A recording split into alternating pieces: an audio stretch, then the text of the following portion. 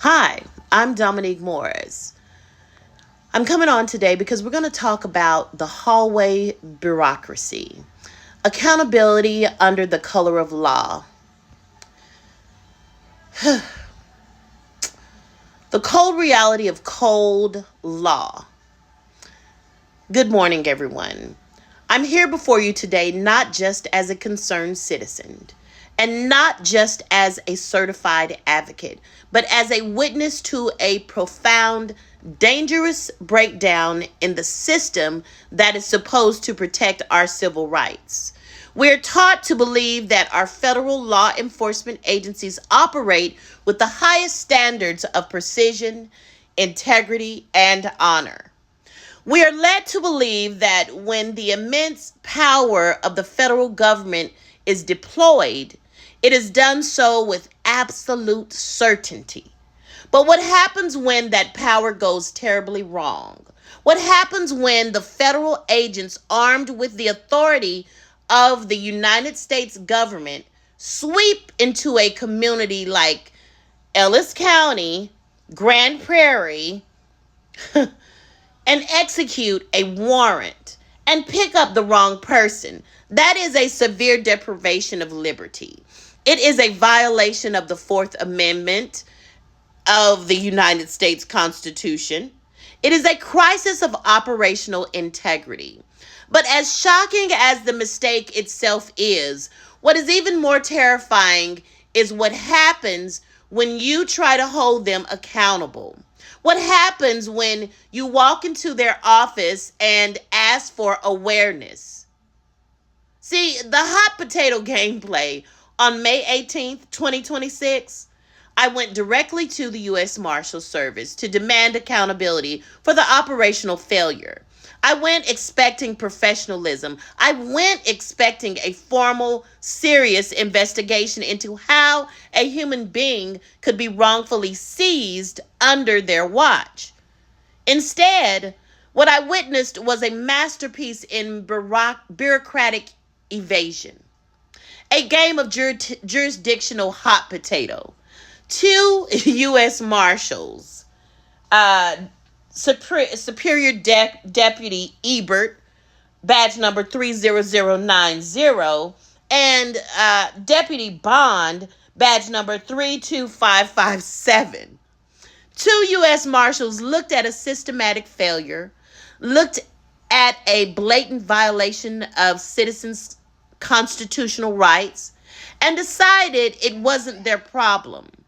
They began tossing the responsibility back and forth, acting as if they suddenly lacked the jurisdiction to do anything concerning an event that occurred under their own operational authority in Dallas, Texas, all the way escalating to Ellis County. They shrugged their shoulders. They deflected. They told me to go to the FBI. Think about the sheer arrogance of that response. When a federal agency uses its authority to take someone's freedom by mistake, that authority doesn't vanish when it's time to face the consequences. You cannot wear the badge to make the arrest and then hide behind the lack of jurisdiction to avoid the accountability. Make it make sense. And see, the insult, the biggest insult to all of this, the elevator hallway meeting. But this is what was horrible. What that officer didn't know is that I had the legal right to go through the metal detectors and go back there to the U.S. Marshal's office. The only reason I didn't is because I had to be escorted with my phone by a marshal to go back in the back. But what he did make sure he brought to my attention is that because I was like, are we having a hallway meeting? Well, I can't take you to the back because there's important information back there, blah, blah, blah. Just bullshitted me. But the disrespect did not stop with their words. It was solidified by their actions. A matter of this magnitude, an issue involving unlawful detention, civil rights violations, and the potential liability of federal task forces, demands gravity. It demands a private room, a formal intake log, and a serious documented discussion. Instead, these two U.S. Marshals chose to hold an open meeting concerning this crisis out in the public hallway, right in front of the elevator. Let that image sink in. They treated a fundamental breach of human liberty like a casual piece of office gossip. As people walked by, as the elevators dinged and doors opened and closed, they stood in the public corridor trying to brush off a civil rights complaint. This is not justice. This is not just unprofessional. That is an intentional act of disrespect.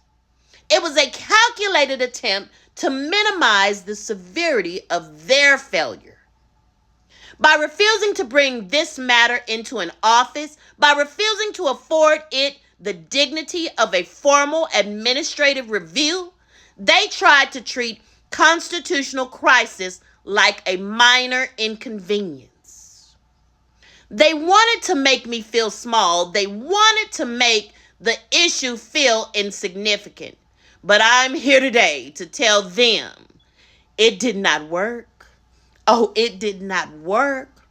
See, the main call to action here is expanding the light. When a federal agency tries to play hot potato with your rights, you don't drop the potato. You shine a spotlight so bright that they can no longer hide from the heat. If they want me to go to the FBI, then we are going to the FBI. But we're not going there quietly. We are filing a formal color of law and civil rights violation complaint with the FBI Dallas field office, and we are going above their heads. We are taking this straight to the Department of Justice of the Inspector General in Washington, D.C. They will face an independent audit. They will explain why their operational logs, their task force deployment, and their identity verifications protocols failed in Dallas, Grand Prairie, and Ellis County. And they will explain to their superiors why they believe the public hallway is the public hallway in front of an elevator is an appropriate venue to conduct federal accountability meetings. The local U.S. Marshal's office thought they could pass the buck. They thought they could dismiss a serious grievance with administrative double talk. But transparency is the only remedy for official oppression. See, public integrity is not optional. Not at all. Not at all. We will not allow the serious business of justice to be reduced to a hallway sideshow. We will not allow federal agencies to operate with immunity when they trample on the rights of people. To the U.S. Marshals who thought that hallway meeting would be the end of this, hear this clearly. You did not close the matter. You only opened the door to a much larger fight. We will demand documentation.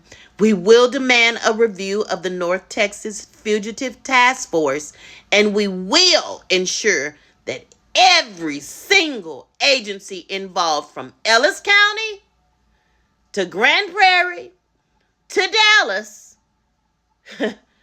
the federal steps will be checked and held to the highest letter of the law. Justice is not a game of hot potato. Liberty is not an afterthought by the elevator. It is the foundation of our constitutional rights, and we will defend it without apology. Thank you. I'm Dominique Morris, and the public has been informed.